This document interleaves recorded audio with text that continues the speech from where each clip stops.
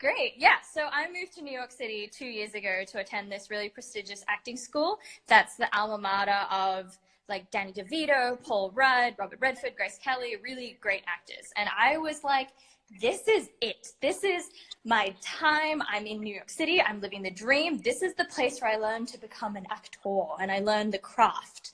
And this is the place I'll learn how to be able to transform myself into any character that I want to. And to the school's credit, I did learn those abilities. But some of the methods to get there, I have a lot of questions about. Because what no one tells you when you sign up for an acting school or get in is what acting school is actually like. So, I mean, like any school, we took a variety of subjects: acting, scene study, voice and speech, all of which I loved. I have questions about the movement subject that we took, and I'm going to talk a little bit my relationship with movement. So, as you've already said, I have been dancing my whole life. I started dancing when I was 2 years old, and I don't want to like toot my own horn or anything, but I always thought I was pretty good at it. I had a natural kind of ability. So when I found out that there was going to be this movement subject at this acting school, I was like, amazing. This is great. This is going to be, you know what? This is going to be the subject that I'm known for. This is going to be like my thing.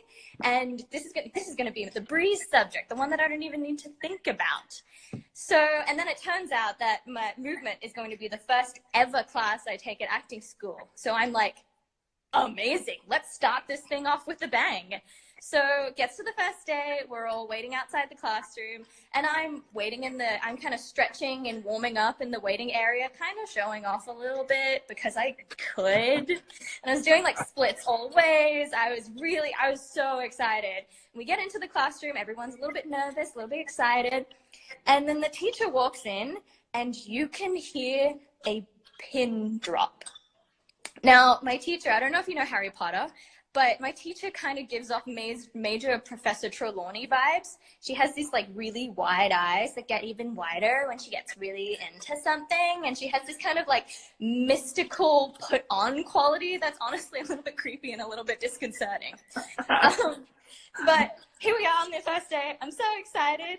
And the first thing she gets us to do is she's like, stand in a room, find a spot in the room and breathe. Breathe from your pelvis. Make it feel yummy in your pelvis. And I kid you not, we stood and breathed for the entirety of that first class.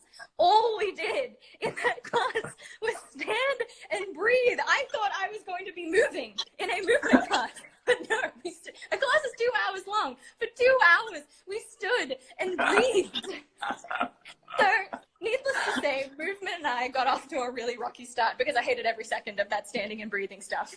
So, finally, when we were allowed to move, we moved on to this thing called the neutral mask, where you kind of put on this it's like a blank mask. And because of that, you clearly don't have any facial expressions anymore. You're not allowed to talk. And the only way to express yourself is through your body. So I was like, okay, I really didn't like that standing and breathing stuff, but maybe this mask stuff will be the thing that I'm great at. Expressing yourself through your body. That's all I've done for like my whole life. This is going to be the thing. So I get like a little bit optimistic about this whole new mask thing that we were doing. And our teacher says she's going to put us through this scenario. And I was like, okay. And then I hear the mask goes to sleep. So I was like, great, I'm exhausted from standing and breathing. Let's take a quick nap.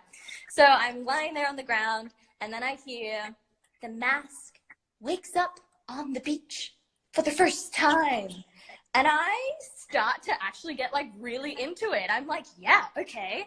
I can feel the sand beneath my fingers. I can hear the ocean. I can smell that salty water. I can feel the breeze. I can feel the sun caressing my face. And then I hear the mask walks towards the edge of the beach. And I'm like, okay. So I stand up, I'm walking, I can feel the sand still beneath my feet. I can feel the waves gently touch my toes, and I'm looking out into the horizon. It's blue sky, blue water as far as the eye can see.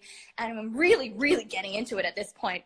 And then I hear there's a bird on the right. And I'm like, yeah, great, why not? So I conjure a little bird, this little red canary, and he's there, and I'm watching, and then I hear the bird flies to the left.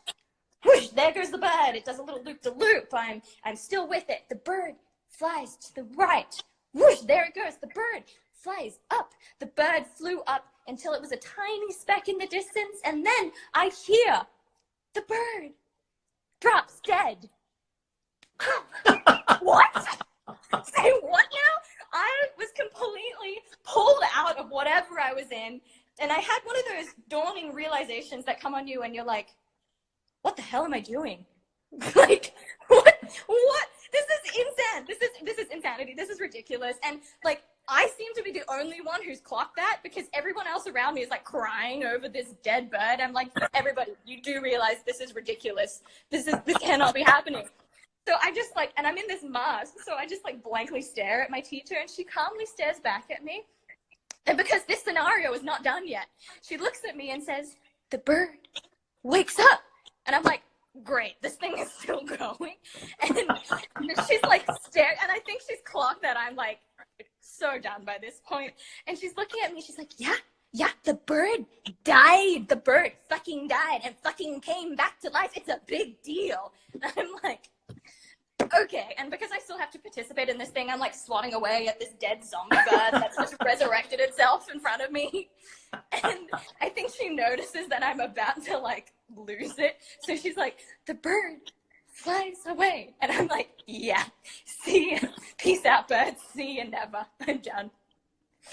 And that's my story.